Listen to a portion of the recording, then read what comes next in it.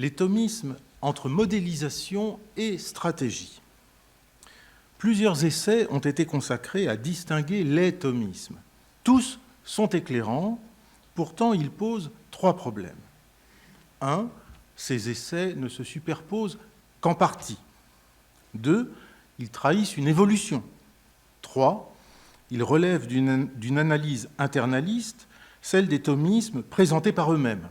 Il faudrait aussi considérer une analyse externaliste venue de ceux qui ne sont pas thomistes, voire antithomistes, afin de mieux saisir à la fois ce que les thomismes sont et la façon dont ils sont perçus. Retenons trois parties. La première, les modélisations les plus significatives. La deuxième, leur stratégie, c'est-à-dire les organisations de concepts. La troisième, enfin, les conditions de possibilité du thomisme à toutes fins utiles. Plutôt que d'identifier les courants ou les personnes, il s'agit surtout d'interroger les théories et les pratiques. Laissons la première parole à l'un des acteurs les plus emblématiques, les plus admirés, non moins que les plus controversés du thomisme, le père Marie-Dominique Chenu, dans son manifeste de 1937, une école de théologie, le Sauchoir.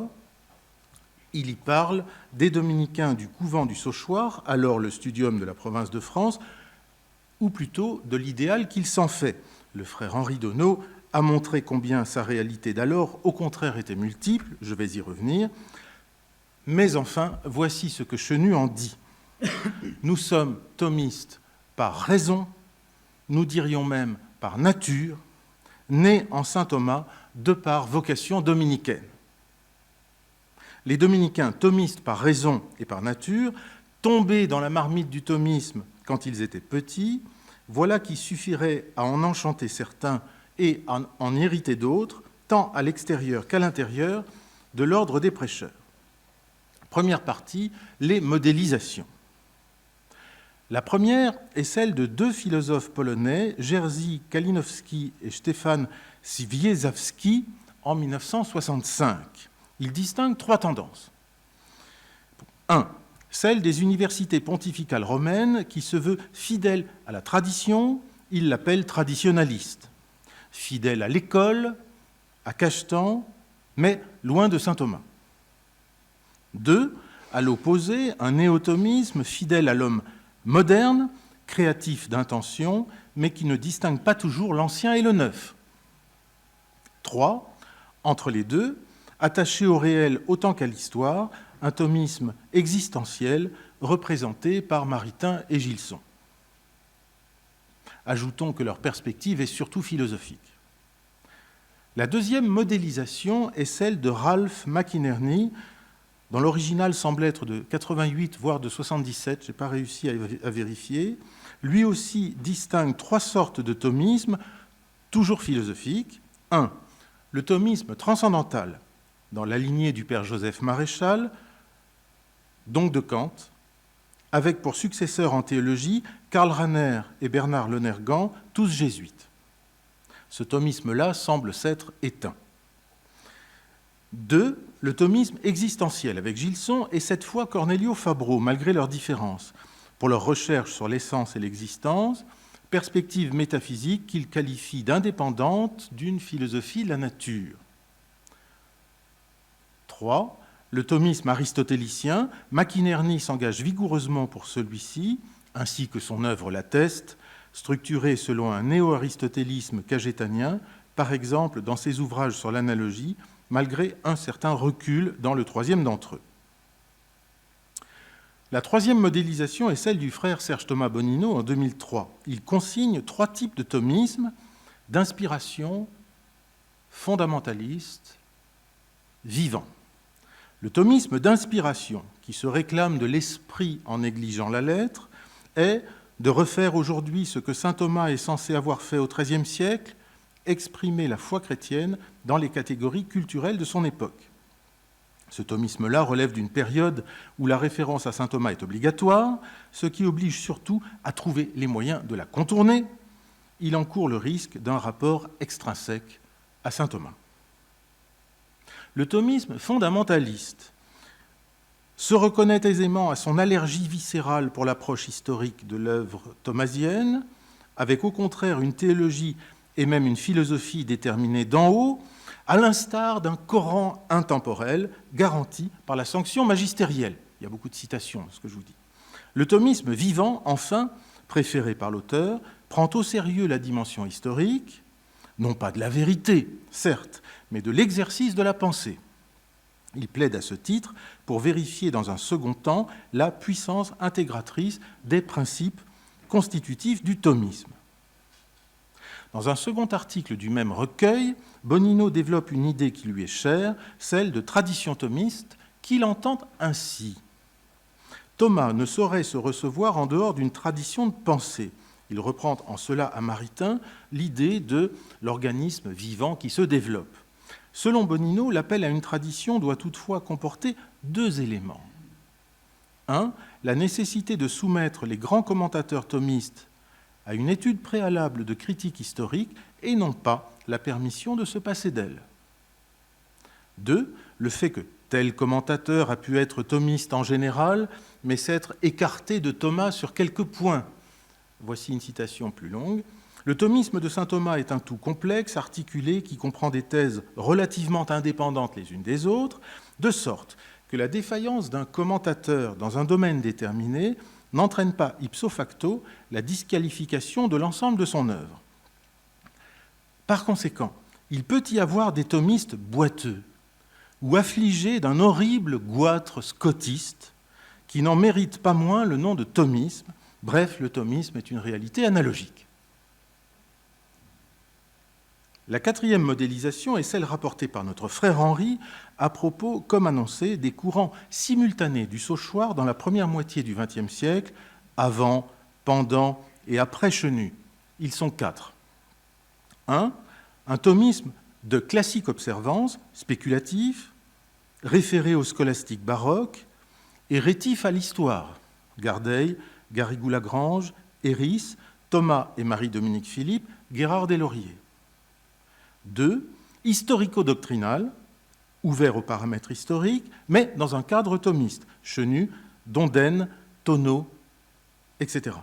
3. Critique, c'est-à-dire un thomisme en dialogue avec la modernité, Roland Gosselin, Geiger, Dominique Dubarle. 4. De dépassement de soi, un thomisme de sortie de route, la jeune génération des années 50. Permettez-moi de vous renvoyer à la lecture passionnante de tous ces essais. 5. Complément. Le Sauchoir fut-il le microcosme de tous les thomismes possibles? Oui et non.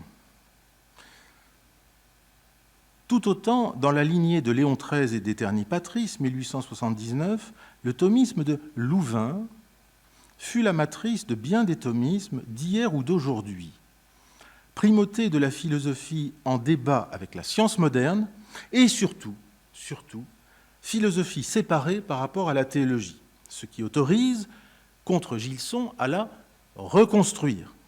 Fernand van Steenbergen et son disciple américain John Whipple. 2. Le thomisme allemand de la même période relevait d'une néoscolastique essentialiste qui devait beaucoup à l'héritage de Suarez et de Wolff, Pchivara, et contre laquelle se dressèrent le protestant Karl Barth et le provisoirement catholique Martin Heidegger. À l'encontre de ce dernier, Gustav Sievert a tenté sur l'être une démarche voisine de celle de Gilson. 3. Le thomisme toulousain des années de Saint-Maximin se réclamait plutôt du courant spéculatif, le premier Labourdette. La transition avec sa propre jeune génération des années 50, ouverte aux paramètres historiques, s'est mal faite. Ou trop tard, crise des lecteurs de 1954, départ du Père Montagne au Sauchoir, que le frère Henri place même en thomisme critique, avec en outre le souvenir du dialogue théologique manqué avec les jésuites de Fourvière, alors que les deux parties présentaient leur part de vérité. Toute chose qui préside à diverses stratégies intellectuelles. Deuxième partie, les stratégies.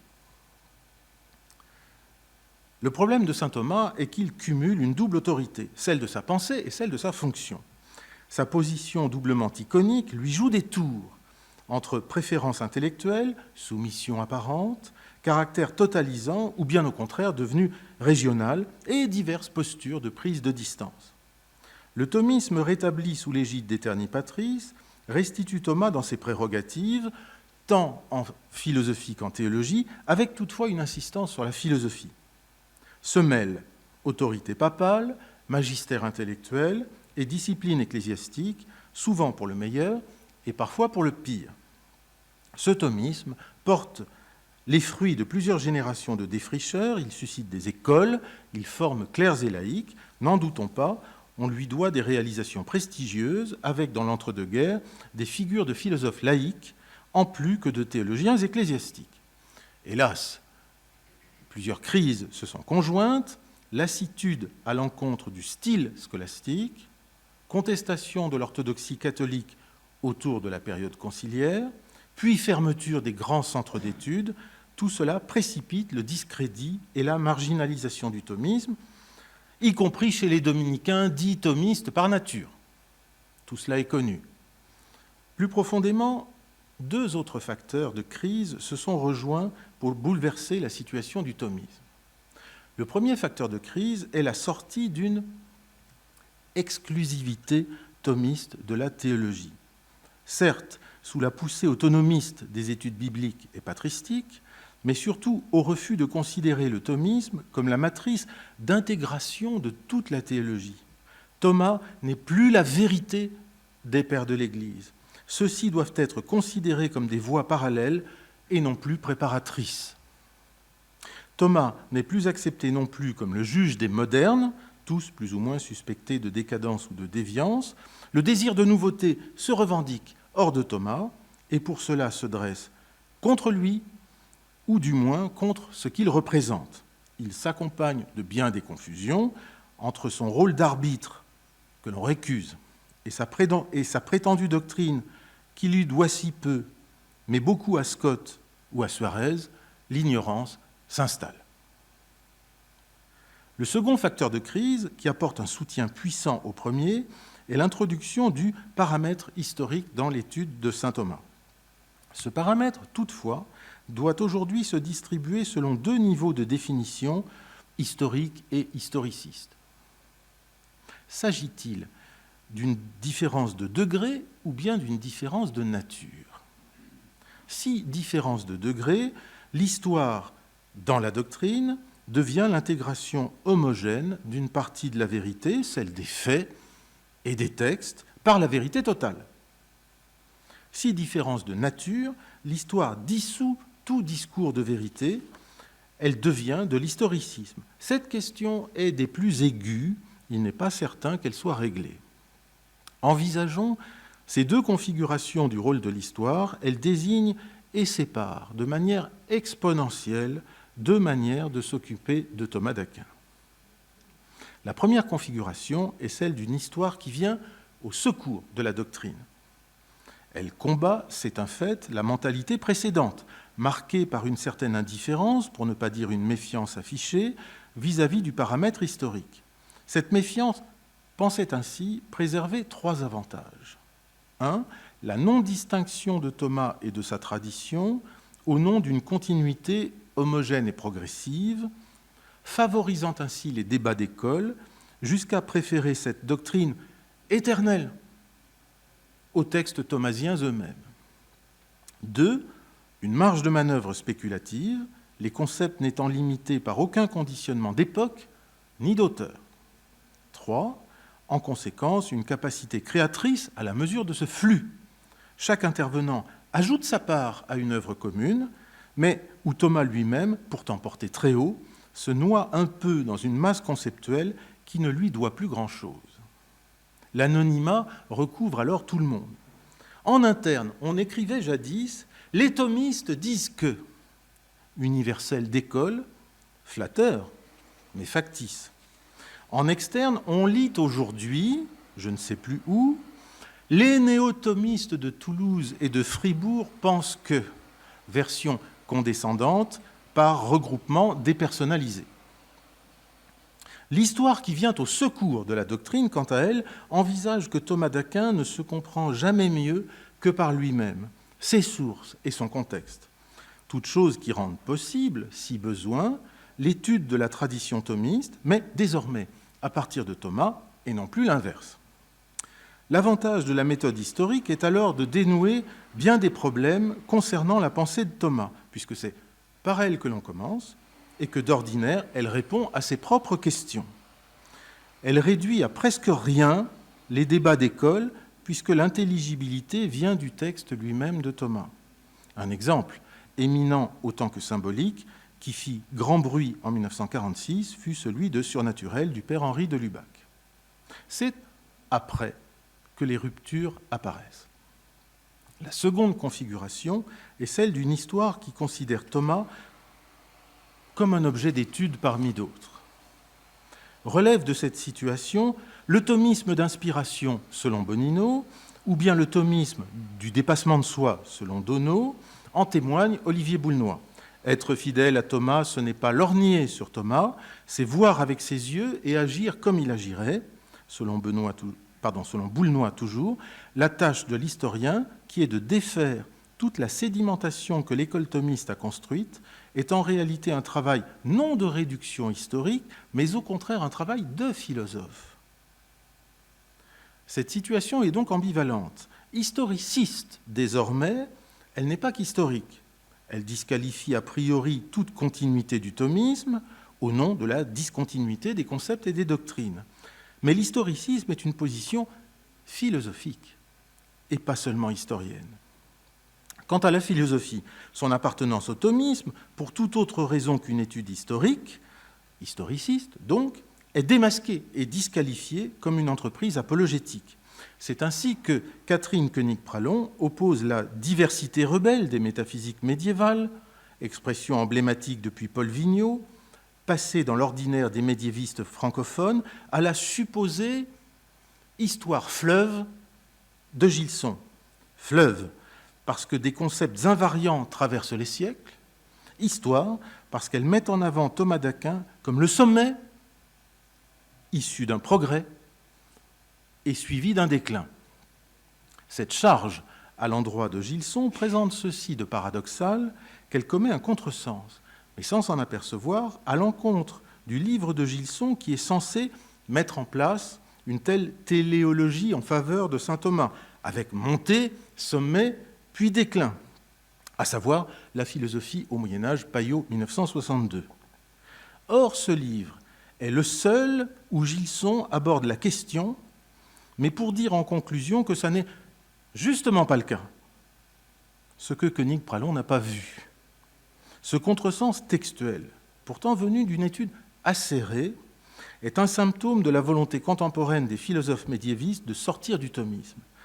Koenig-Pralon prend acte de la discontinuité et du relativisme post-foucaldien, par opposition à la continuité des doctrines dites thomaso-centrées, selon Léon XIII et donc aussi selon Gilson.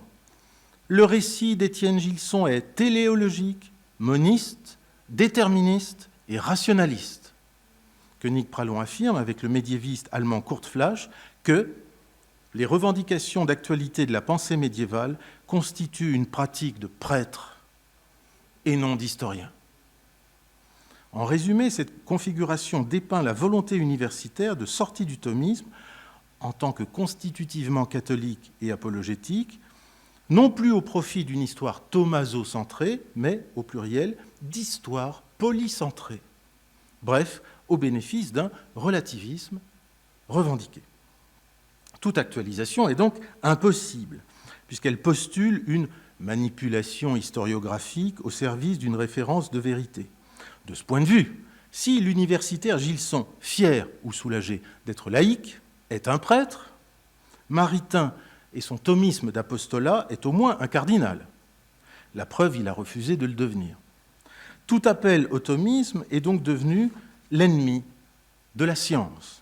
Ce qu'il produit est tout juste bon, selon Kurt Flasch, pour des séminaires diocésains. Paradoxe. Naguère, le paramètre historique mis au service de la doctrine au nom de la science, à la façon de Chenu, de Gilson, de Fabreau ou de Montaigne, passait aux yeux de certains thomistes de type spéculatif pour un historicisme infesté de modernisme, d'où la condamnation de Chenu en 1942. Ce thomisme est plutôt identifié aujourd'hui comme catholique romain, doctrinal, inféodé à une stratégie confessante du thomisme, y compris en philosophie, même si celle-ci prétend se construire avec les seuls secours de la raison, la philosophie séparée. Une telle référence est alors identifiée, elle aussi, à une entreprise de prêtres ou de leurs affidés, malgré leur virtuosité en fait de dissimulation. Elle n'est donc pas de la science. Les stratégies, en somme, ne sont pas que méthodologiques, elles sont idéologiques. L'idée historiciste de la science réduit la science au texte, avec un relativisme hors de toute vérité. Question. Les textes, même historiquement étudiés, ne peuvent-ils pas être considérés aussi comme porteurs de vérité? On pourrait arrêter là l'exposé. Certains thomistes, qui se veulent surtout lecteurs de Thomas, le savent actuel, et cela leur suffit. D'autres, non moins rompus à l'analyse des textes, voudraient cependant devenir thomistes à sa suite, transgressant ainsi l'interdit universitaire. Qu'en penser? Troisième partie, les conditions de possibilité. 1. Il demeure possible d'envisager plusieurs façons d'être thomiste. Saint Thomas est un géant aux épaules assez larges pour porter plusieurs nains à la fois. Cependant, si tout est permis, tout n'est pas profitable. 2. Aujourd'hui, il reste plutôt mal vu de se dire thomiste. C'était déjà vrai il y a 50 ans. Gilson a des pages hilarantes à ce sujet dans Le philosophe et la théologie. Dans le milieu philosophique universitaire, ce dédain est l'évidence même, pour les raisons susdites. Dans le milieu ecclésial, c'est, sinon plus subtil, du moins plus feutré, bordé de non-dits, ou bien de dits, mais de non-écrits, entre sympathie de façade et rejet en pratique, ou même parfois en théorie. Évidemment, deux garde-fous empêchent le rejet d'aller trop loin. Primo, les encouragements constants du magistère de l'Église, et aussi sa propre pratique, comme pour ces deux sommets que sont le catéchisme de l'Église catholique ou Fides et Ratio, parfois aussi de façon plus décorative. Secundo, le poids intellectuel de Thomas lui-même, qui oblige désormais à plus de considération à son égard que lors des dernières décennies. Thomas sort grandi de certaines études de philosophes non thomistes qui, eux, sont mieux écoutés. On le redécouvre grâce à eux. Or, le vent qui fait tourner les coqs des clochers montre parfois plus de force que la qualité des arguments. Détail cocasse. Dans bien des colloques de théologie, la mention du thomisme constitue le moment de détente de l'orateur et du public sur ce qu'il ne faut plus faire aujourd'hui. Ce rite cruel est comme un rappel du meurtre primitif de Thomas sur les cornes de l'autel du progrès. La vertu sacramentelle de cette liturgie barbare est de fédérer les efforts disparates de la théologie contemporaine. Répandu sur les congressistes, le sang de saint Thomas et des méfaits du thomisme est alors vécu comme un moment d'intense communion. Finalement, Thomas d'Aquin continue à unifier avec ou contre lui. 3. Qu'en est-il du thomisme d'inspiration? Distinguons deux types inverses d'inspiration. Le thomiste qui dit s'inspirer de saint Thomas, en fait, s'éloigne de lui. Il s'inspire, mais Thomas expire. En revanche, le non-thomiste qui dit s'inspirer de saint Thomas se rapproche de lui. Et c'est un penseur intéressant, peut-être plus en dialogue qu'exégète, mais convaincu. Certains philosophes analytiques s'inscrivent dans cette démarche, comme sans doute naguère le philosophe allemand Joseph Pieper. 4. L'actualisation préside au pouvoir intégrateur et progressif de la tradition thomiste. Gilson croyait en l'actualité éternelle de Thomas, mais moins dans le succès de son actualisation. Qu'en est-il de l'actualisation ? Plusieurs paramètres classiques seraient à soumettre à la critique. Le donné, les principes, l'explicite et l'implicite, la fidélité, l'habitus, les modes. Petit a, le donné. En théologie, il y a un donné. C'est le dépôt de la révélation, de la tradition de l'Église. Il est normatif. Il appelle aussi la considération des plus grands théologiens catholiques. Le thomiste qui traite un sujet se trouve dans une relation triangulaire, le donné, son sujet, et son propre traitement de saint Thomas. En revanche, en philosophie, il n'y a pas de donné. De ce point de vue, l'idée moderne d'une philosophia perennis est un mythe historiographique. Elle désigne à l'origine une philosophie qui préside à toutes celles à venir et aux dogmes religieux eux-mêmes. Mais il y a lieu de s'en défier. Avec son édulcoration ecclésiale, il s'agit d'appeler perennis la philosophia du seul Thomas d'Aquin, en tant qu'elle est censée se répercuter à travers les siècles, y compris par anticipation.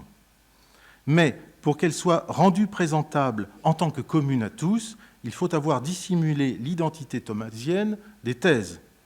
Y a-t-il une métaphysique en soi, ou bien est-ce celle de Thomas d'Aquin ? C'est du Thomas sans Thomas, c'est du Thomas dégriffé. La démarche est un peu honteuse, et d'ailleurs elle ne trompe personne. Petit b, les principes. Le thomisme, nous dit-on, est vivant par développement organique de la doctrine laissée par saint Thomas grâce à la fécondité de ses principes. Rien de mieux. Mais quels sont les principes de Thomas d'Aquin ? En a-t-il donné une liste ? Non. Signale-t-il chacun comme un principe ? Non.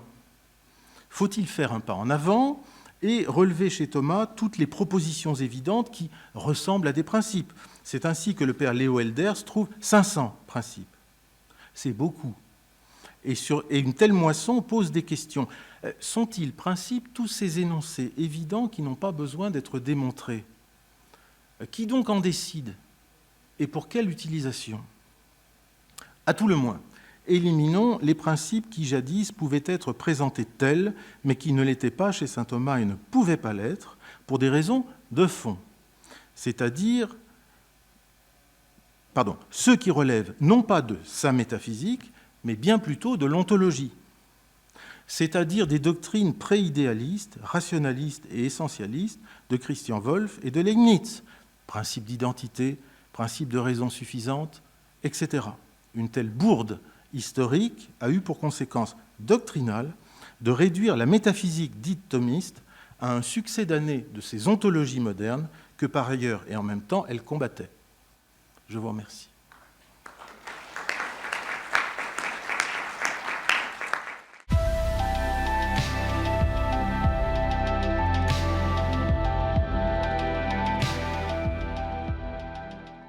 Alors, je commencerai tout d'abord, dans un premier moment, par présenter très rapidement les hommes qui sont à l'origine de cette revue. Ce sont 4 anciens élèves du séminaire français de Rome du père Henri Le Floch entre 1920 et 1926. L'abbé Henri Lussot, l'abbé Luc Lefebvre, l'abbé Victor Alain Berthaud et l'abbé Dulac. Mais derrière ces 4 hommes, en fait, il y a un évêque, il y a toujours un évêque quelque part, et l'évêque en question, c'est l'auxiliaire de Paris, purgé à la Libération, Monseigneur Bossard. Mais derrière Bossard, il y a encore un œil qui regarde Caïn dans la tombe et qui est le cardinal Ottaviani. Et derrière le cardinal Ottaviani, il y a pire encore, il y a Garrigou-Lagrange, ou presque. Voilà, donc c'est ce milieu-là qui est à l'origine de cette revue. Milieu qui est en fait composé de personnes qui sont un des fruits religieux étonnants de la Deuxième Guerre mondiale, puisque le projet naît durant la Deuxième Guerre mondiale. La Seconde Guerre mondiale est un moment de maturation de toute une série d'entreprises apostoliques françaises, mais aussi dans l'aile freinante qui est composée en fait de tous les ratés et frustrés, de ceux qui n'ont pas pu faire carrière après 1927 parce qu'ils étaient dans le mauvais camp. Dans le mauvais camp parce qu'ils défendaient le père Henri Le Floch, renvoyé du séminaire français de Rome par Pie XI parce qu'il s'opposait à la condamnation à l'Action française, parce qu'ils étaient des dévots du cardinal Louis Billot, démis de son cardinalat parce qu'il s'opposait à la condamnation de l'Action française. Bref, par des hommes qui, pour reprendre les mots jumeaux de Congar ou presque, sont des frustrés qui compensent leurs échecs ecclésiastiques par l'agressivité doctrinale. Alors Congar savait de quoi il parlait puisqu'il les a rencontrés le 6 mai 1955 et il en a proposé un portrait assez désespérant en insistant sur leur espèce d'âpreté physique. Il décrivait Dulac comme un homme de Himmler. Et il insistait sur l'espèce de dimension presque morbide ou malheureuse ou humainement ratée de tous ces hommes-là. Alors il y a une dimension de revanche de la part de Berthaud qui a subi, de Congar qui a subi leurs attaques, mais il y a sans doute un fond de vérité dans l'appréciation de Congar, puisqu'il pointait le doigt sur le fait que c'est des hommes qui souffraient d'un manque de reconnaissance, et qui d'entre nous ne peut pas dire que la reconnaissance est un moteur psychologique fondamental, notamment quand on est universitaire, nous le savons bien. Donc revanche d'un milieu d'hommes qui n'étaient pas au pouvoir, revanche dans une perspective intellectuelle, puisque la conception du catholicisme qu'il défendait, la conception du thomisme qu'il défendait, est celle qui a été battue en brèche après 1926-1927. Alors qu'en fait, ce qu'ils ont reçu comme thomisme à l'université grégorienne, ce n'est pas un thomisme qu'on pourrait considérer nécessairement comme un thomisme fossilisé, même s'il y a des appréciations extrêmement variables sur ce qu'est l'enseignement du père Paul Génie, assassiné en 1925 par un fou dans les rues de Rome, du père Maurice de la Taille, de Domenico Lazzarini, d'Arthur Vermèche, ou alors de personnes qui méritaient l'ironie de leur ancien élève Raymond Dulac, Gabriel Huarte, dont le seul intérêt était d'avoir une très belle voix andalouse et de savoir jouer de la guitare, et qui avait été nommé à la grégorienne comme les ânes qui sont affectés dans le cadre de la Compagnie de Jésus, là où on doit les mettre. Donc une formation à la grégorienne qui n'aura pas laissé énormément de souvenirs. Ce qui les a marqués beaucoup plus, c'est les répétitions de théologie qu'ils ont eues au séminaire français sous la direction du père spiritain Joseph Le Roellec, qui leur a fait piocher la somme dans le texte très concrètement. Donc ce sont des gens qui ont été formés à l'étude très précise de la somme théologique et de la somme dans ces éditions, l'édition Marietti, si je ne dis pas de bêtises, très clairement. Mais des hommes donc qui sont aussi d'un thomisme antimoderniste, qui ont vu avec joie les malheurs du père Marie-Dominique Chenu en 1942, qui considérait que cette mise à l'index était une chose nécessaire, suffisante et indispensable. Alors, ces 4 hommes ne sont pas les seuls dans cette revue. Il y a aussi toute une série d'autres ecclésiastiques ou de laïcs qui n'ont pas nécessairement un besoin de revanche ou de reconnaissance à s'exprimer. On a des bénédictins de Solesmes, on a un futur professeur à la faculté des lettres de Nancy, on a un directeur au grand séminaire de Quimper qui est aussi vice-recteur de l'Université catholique de l'Ouest. Donc il n'y a pas que des ratés ecclésiastiques, il y a aussi des hommes qui trouvent en fait dans cette revue La Pensée catholique un lieu où pouvoir s'exprimer et dire un petit peu tranquillement des choses qui leur paraissent importantes. Mais donc on a une revue qui n'est pas une émanation d'une institution scientifique, qui est une revue d'influence, de réaction contre les nouveautés théologiques de sortir de la Deuxième Guerre mondiale, que l'on peut rapprocher dans le camp adverse de la vie intellectuelle ou des études, la dimension de commentaire de l'actualité en moins. Alors, c'est une présentation rapide qui sera davantage développée dans la trace écrite. J'aimerais passer maintenant, dans un deuxième temps, à observer très précisément la place du thomisme dans cette revue. Eh bien, en fait, paradoxalement, dans cette revue, il y a très peu d'articles qui sont explicitement consacrés à saint Thomas, à des positions thomistes ou au thomisme en théologie. Entre 1946 et 1956, on compte les articles sur les doigts d'une main hexadactyle, concentré surtout dans les années 46-48. Et si on va jusqu'en 56, on aura 2 mains, dont je ne sais pas si c'est le Fils et l'Esprit au service du Père thomiste, mais ça ne fait pas beaucoup d'articles consacrés à saint Thomas dans une revue qui publie 4 livraisons par an avec une dizaine d'articles à chaque fois. Alors, première manière d'aborder le thomisme de cette revue, c'est de voir quels sont les thomistes qui y sont valorisés. Il y a un contemporain d'abord, c'est Réginald Garrigou-Lagrange, auquel l'abbé Berthaud rend un hommage splendide en 1952. D'abord parce qu'il est fidèle intellectuellement et cordialement à saint Thomas, parce qu'il propose une synthèse théologique unifiée fondée sur des principes métaphysiques, parce qu'il est docteur spirituel et mystique, parce qu'il est docteur théologique, mais surtout parce que Garrigou-Lagrange propose une théologie romaine. Romaine, je cite Berthaud, en cela qu'elle demeure pure et formelle théologie. Elle se refuse à devenir cet affreux mélange d'exégèse au galop, de patristique automobile, d'histoire en avion ou de sociologie supersonique qui veut se faire prendre pour théologie, mais qui, à Rome, du moins, ne paraîtra jamais que guenille. À ce jour, le Saint-Siège tient, et tient beaucoup, à ce qu'il y ait dans l'Église une théologie proprement dite, rationnelle, métaphysique, spéculative, intemporelle, indivisiblement science dominante et sagesse dominatrice. Les travaux du père Garrigou-Lagrange font de lui un exemple achevé à la fois du théologien thomiste et du docteur romain. Alors, excursus, on a dans ce petit texte tout Berthaud. C'est une espèce de Louis Veuillot égaré en plein milieu du XXe siècle, et c'est pour ça que ça rend le bonhomme super attachant. Donc pour Berthaud, la théologie de Garrigou-Lagrange, c'est une théologie pure, considérée comme scientifique, transcendant en fait tout conditionnement historique. Elle est identifiée au thomisme parce que c'est une théologie vraiment formelle contre la théologie nouvelle ou la nouvelle théologie, qui n'est qu'une chimère aberrante de sciences différentes, qui refuse de prendre le temps du labeur, l'élaboration intellectuelle. Bref, une théologie nouvelle qui est typiquement moderne par son hybridation et son obsession d'efficacité. Deuxième théologien, pire encore, Mariano Cordovani, le maître du Sacré Palais Apostolique, l'œil de Moscou, enfin d'Ottaviani, sur la production théologique française. Alors la revue va traduire et publier l'article de Cordovani, Vérité et nouveauté en théologie, qui était paru dans l'Osservatore Romano des 15-16 mars 1948, qui rappelait à l'ordre les théologiens français. Et puis lorsque Cordovani meurt, la pensée catholique publie l'article d'hommage réalisé par une espèce de successeur de Cordovani, au double sens du terme, comme homme et dans sa fonction. C'est Luigi Chiappi, futur cardinal, qui fut avec Garrigou-Lagrange un de ceux qui examina la thèse de théologie d'un certain Karol Wojtyla. Et cet hommage à Cordovani est placé sous le titre « Les grands hommes d'Église ». C'est aussi un thomisme de contrôle doctrinal et de spéculation qui est défendu parce que, je cite, « La théologie positive ne peut être considérée comme une science purement historique, mais doit étudier les sources sous la conduite du magistère vivant dont le Christ a pourvu l'Église et auquel seul il appartient, non aux fidèles pris à part, ni même aux théologiens, d'interpréter de manière authentique et infaillible le contenu de la parole révélée. » Il y a donc l'affirmation qu'il y a une incompatibilité du catholicisme avec certaines philosophies. Il y a la défense d'une théologie qui exploite le donné révélé par la raison pour produire une connaissance totalement certaine. Bref, on refuse la théologie nouvelle, on refuse Fourvière. Donc ici, la pensée catholique apparaît comme relativement proche des organes de régulation doctrinale, et donc une espèce d'alliée française ou d'émanation indirecte française du Saint-Office et d'un thomisme romain, très clairement, même s'il y a une forme d'autonomie, puisque le contrôle se fait à Paris et il ne se fait pas à Rome. Avec un point commun entre ces thomistes romains et ces thomistes français, c'est l'hostilité à l'évolutionnisme, à ce qui est perçu comme un renouveau du modernisme. Et donc si modernisme il y a un homme qui surgit comme modèle théologique, c'est évidemment Louis Cardinal Billot. Et lorsque l'abbé Berthaud doit recenser le livre que le père Henri Le Floch a consacré au cardinal Billot, Lumière de la théologie, il affirme que le cardinal Billot a été l'un des plus puissants promoteurs de la rénovation thomiste après que l'encyclique à jamais glorieuse Aeterni Patris eut donné l'impulsion. C'est dire que le progrès dont la théologie est redevable au cardinal est un retour à saint Thomas. Il fut plus fermement appuyé que ses prédécesseurs sur les principes les mieux pénétrés du thomisme. Donc le thomisme est ici considéré comme une réalité intellectuelle stable, transhistorique, dont l'appropriation, plus ou moins réussie, détermine la validité des productions théologiques.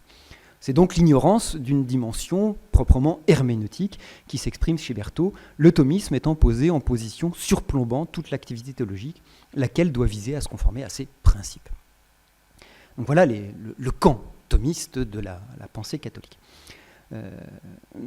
Troisième moment de la réflexion, c'est de considérer que même si ces hommes promeuvent des théologiens thomistes, il est difficile de considérer qu'ils s'inscrivent clairement dans une filiation thomiste précise, puisqu'ils revendiquent un rapport immédiat à Thomas, un Thomas qui est considéré comme leur maître, et un Thomas maître d'une école à laquelle ils appartiennent, et une école qui a des caractéristiques propres, et qui est demeurée, au moins jusqu'après Cachetan, fidèle à son fondateur. Et c'est bien ce qui ressort de l'appréciation que dont Georges Fresneau de Solesmes porte sur un point particulier du surnaturel de Henri de Lubac, c'est-à-dire dans la question qui se développe à travers le chapitre 4 de la deuxième partie, qui s'intitule « Scission dans l'école », qui est consacré au développement de la question du désir naturel de Dieu et de la nature pure entre Thomas d'Aquin et Cachetan. Alors, le ton de la discussion est amène, ce n'est pas de la polémique, c'est la discussion scientifique, mais l'attaque est serrée et il faut l'inscrire dans la suite du père Jacques de Blic, jésuite, qui s'était réalisé dans le mélange de sciences religieuses en 1946.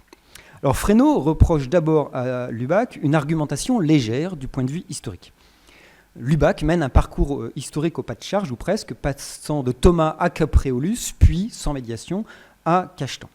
Ensuite, le parcours de Lubac est déficient du point de vue méthodologique, l'érudition n'étant ni précise ni abondante. Il y a une citation approximative de Capréolus d'après un article de Gregorianum de 1928. Il y a une mauvaise référence d'une citation de Cachetan qui ne permet pas plus de justifier ce que Lubac lui fait dire. Il y a la coupure des 5 derniers mots d'une citation de Jean de Saint-Thomas aboutissant à changer le sens de la phrase. Il y a l'usage d'une édition fautive de Thomas de Strasbourg alors que l'édition originale va contre ce que Lubac lui fait dire. Lubac s'est planté. Et en plus, Surnaturel présente aussi des erreurs de lecture et d'interprétation. Dans le cas de Capréolus, je cite Fresnaud, la manière dont le père du Lubac traduit sa pensée fausse certainement la perspective et inverse les termes en mettant au premier plan la puissance naturelle. Bien comprise, cette pensée paraît toute différente et exactement dans la ligne où nous avons vu s'engager Cachetan. Et Fresnaud estime même que dans le cas de Cachetan, Lubac ignore le développement de la pensée de Cachetan entre l'opuscule contre Scott et le commentaire de la Somme théologique et ne prend pas en compte le contexte précis de la citation qu'il fait, ce qui, je cite, trahit sur un point ici essentiel la pensée qu'il veut décrire et critiquer. Enfin, Fresnaud va proposer un parcours rétrospectif de Cachetan à Thomas, en passant par Hervé de Nédélec, Paul Sansinas, Capréolus, Pierre de la Palue, afin de montrer que tous ont tenu la position de Thomas sur la définition de la capacité de l'âme à la grâce comme puissance obédientielle. La conclusion est au final sévère. Sur un point majeur de son œuvre, le révérend père de Lubac n'a pas observé le respect dû aux faits, aux textes et aux idées qu'ils expriment. Sa conclusion ultime en ressort gravement compromise, même au seul jugement de la critique historique. Alors, l'intéressant de la position de Fresnaud, ce n'est pas simplement la mise en évidence des failles, je cite, dans la reconstruction historique du développement de la théologie scolastique, telle que la présentent les études réunies dans le surnaturel, tant Lubac paraît avoir eu des problèmes récurrents de référencement et de citation. L'intéressant, c'est le rapport que le bénédictin a établi entre l'histoire et l'éthologie et dans la conception qu'il a de l'histoire du thomisme. En effet, son article a débuté par une prise de position méthodologique très forte en matière théologique. Pour redresser une pensée théologique, il faut, je le cite, respecter la nature propre de la spéculation théologique. L'histoire ne peut intervenir ici que comme instrument subordonné. Même quand il l'utilise, le théologien appuie d'abord son travail sur des principes dont le contenu objectif est au-dessus des fluctuations du temps. Il en résulte, en particulier, que l'histoire ne pourra jamais contribuer au redressement d'une synthèse doctrinale qu'en subordination aux exigences supérieures et intangibles du donné révélé et des lois fondamentales de la pensée et de l'être. Alors, Fresnaud a beau affirmer ensuite que les affirmations des exigences méthodologiques historiques sont fondamentales, il dit bien en fait un refus d'être inquiété par l'histoire conçue comme implicitement relativisante, et pour le dire plus directement, comme source d'évolutionnisme et donc de modernisme. Il y a une conception architectonique de la connaissance, avec une primauté de la théologie comme science, qui aboutit à une forme de refus de ce que la connaissance historique pourrait établir. Mais est-ce que c'est bien cette logique qui explique la critique ? Parce que Fresnaud pose aussi que, si elles étaient pleinement justifiées, les assertions du père de Lubac ne pourraient manquer de jeter une note de discrédit sur 4 siècles de pensée théologique et sur les plus célèbres représentants de l'école thomiste. L'enjeu est grave, et il est l'unique motif de notre sévérité apparemment excessive. L'enjeu ici paraît être la permanence du thomisme dans son être, sans mutation substantielle. Bref, une fidélité, je cite, de Cachetan à saint Thomas et à l'authentique tradition thomiste, lorsqu'il affirme, sous réserve d'ailleurs d'une importante concession, que la capacité de l'âme à la grâce n'est pas, absolument parlant, une puissance naturelle, mais une puissance obédientielle. On a donc 2 plans d'attaque, mais qui paraissent déconnectés. D'un côté, le refus de la relativisation de l'histoire, l'affirmation de la relativisation de la pratique historique, pour affirmer la primauté de la théologie spéculative, et de l'autre côté, l'appel à l'histoire pour discréditer le travail de Lubac. Alors, un esprit caustique retrouverait volontiers dans cette situation le hiatus entre la nature et le surnaturel que la théologie moderne aurait instauré, une forme intellectuelle de monophorisme extrinséciste, pour parler comme Blondel et ses successeurs. Alors, l'historien se contentera de rechercher s'il n'y a pas une forme particulière de communication des idiomes, tout au moins la présence d'un commutateur caché qui pourrait expliquer cette situation. Et j'estimerais ici que le mot thomisme serait ce parfait commutateur entre spéculation et histoire, le thomisme comme réalité historique étant identique à la théologie spéculative, et celle-ci prenant la forme historique et définitive de l'école thomiste, qui est bien l'opération que Fresnaud fait sans s'en rendre compte, à l'image de tous ses camarades de la pensée catholique. Alors, à l'image de tous ses camarades, ça sera mon quatrième temps, j'en viendrai ici au manifeste que publie Berthaud dans les débuts de la pensée catholique qui s'intitule « L'Église théologienne ». Alors Berthaud, dans cette espèce de long essai, veut établir 3 points. Le premier, c'est d'affirmer que l'Église est nécessairement théologienne, c'est-à-dire qu'elle se livre à la théologie, qui est la studiosité de la foi, la métaphysique vraie du révélé. Deuxième point, c'est l'assertion que le thomisme est une réalisation éminente de la théologie catholique qui sert à l'Église pour exercer sa fonction théologique.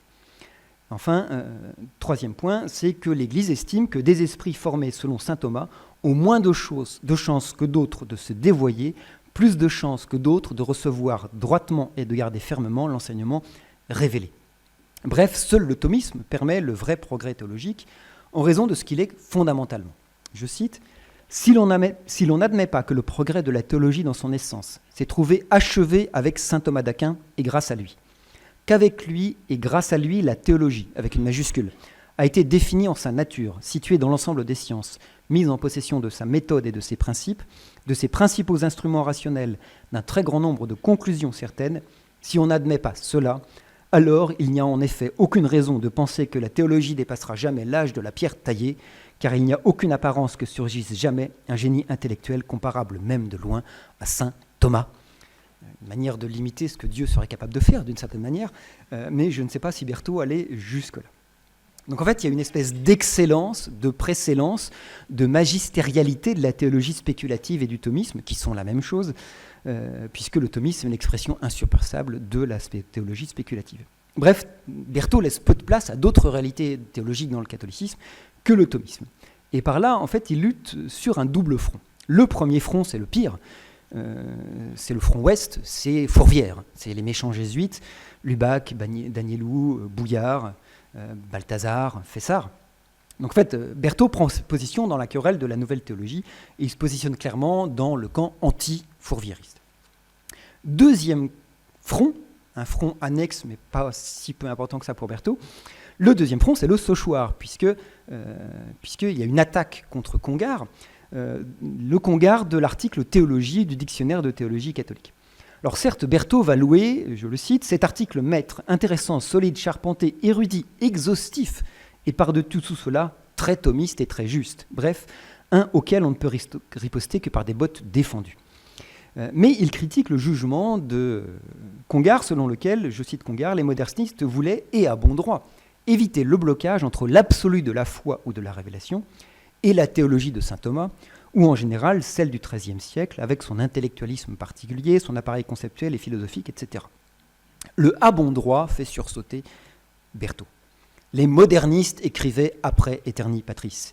Ils allaient sciemment en sens contraire et manquaient ainsi à la première loi des théologiens particuliers, qui est de se régler amoureusement sur l'Église théologienne. Non, ce n'est pas à bon droit, c'est sans raison que les modernistes ont voulu éviter un blocage qui n'était pas à craindre. C'est sans fidélité qu'ils l'ont entrepris, c'est sans pertinence qu'ils ont voulu prendre le remède hors de la tradition scolastique qui le fournit adéquat et qui seul le fournit. Donc s'il y a bien un enjeu qui est celui de la soumission au magistère, il y a aussi une conception de ce qu'est le rôle du théologien et de son rapport avec la fonction théologique. Berthaud décèle aussi dans le propos de Congar une forme de relativisation du thomisme, puisque Congar a parlé d'un blocage entre l'absolu de la foi ou de la révélation et la théologie de saint Thomas, qui pourrait conduire à penser que le thomisme n'est qu'une théologie parmi d'autres et non la théologie voulue par l'Église. Donc in fine, ce qui se dit dans la pensée catholique, c'est le caractère insurpassable du thomisme. Henri Lusseau, futur doyen de théologie de la faculté de l'Université catholique d'Angers, le dit à propos de la synthèse thomiste de Garrigou-Lagrange. Je cite, « La philosophia perennis, parvenue avec le docteur commun à sa maturité, n'a rien perdu de sa vigueur et de sa puissance d'assimilation. Toujours jeune comme la vérité qu'elle véhicule, elle ne réclame que des ouvriers nouveaux pour lui adapter les quelques trouvailles heureuses des écoles philosophiques postérieures. Quant à elle, elle s'adapte d'elle-même à tout esprit normal et l'administration de ses preuves constitue toujours le remède le plus efficace contre les déformations de la pensée contemporaine. » L'enchaînement des lieux communs thomistes post-Aeterni Patris est ici impressionnant. Thomisme comme métaphysique naturelle de l'esprit humain, comme achèvement de la pensée humaine, comme capable de répondre à toutes les interrogations nouvelles, comme capable de s'assimiler les découvertes, comme garde-fou de la foi et de la raison. Bref, un thomisme qui est indissociablement philosophie et théologie, éternelle évidence et panacée universelle. C'est le thomisme de la pensée catholique. Cinquième moment, un étonnement, parce que ce thomisme-là, avec sa fécondité, sa capacité, suscite au final peu d'applications dans la revue. Alors certes, on trouve d'abord des analyses destinées à déprécier les lectures jugées déficientes. C'est ce que fait Fresnaud lorsqu'il attaque Lubac pour ses échecs dans la reconstitution de la pensée scolastique sur la question de la vision béatifique, de désir naturel de Dieu et de l'ordre naturel et surnaturel. Il aboutit à cette affirmation à propos de Lubac. Un catholique ne peut à la fois maintenir le langage et les principes du thomisme authentique, c'est-à-dire du thomisme de saint Thomas lui-même, quoi qu'il en soit de celui de ses commentateurs auxquels nous n'avons fait aucun emprunt, et admettre en la nature de l'esprit créé l'existence d'un appétit inné, actuel et positif de la vision intuitive de Dieu. Laissant à d'autres, s'ils s'en trouvent, le soin de tenter une périlleuse aventure en abandonnant le docteur commun, nous préférerons pour notre part suivre les conseils de l'Église, assurés de trouver chez le maître qu'elle recommande l'expression vivante et toujours ouverte, mais aussi solide et lumineuse, de la pleine et immuable vérité. Bref, le thomisme, c'est bien une affaire d'obéissance au magistère, quelle que soit en fait la question de la compréhension des évolutions ou pas du thomisme. Tout l'enjeu est bien de tenir qu'il n'y a pas de blocage entre ce qu'a écrit saint Thomas et ce que les thomistes ultérieurs ont pu dire. Je vous remercie.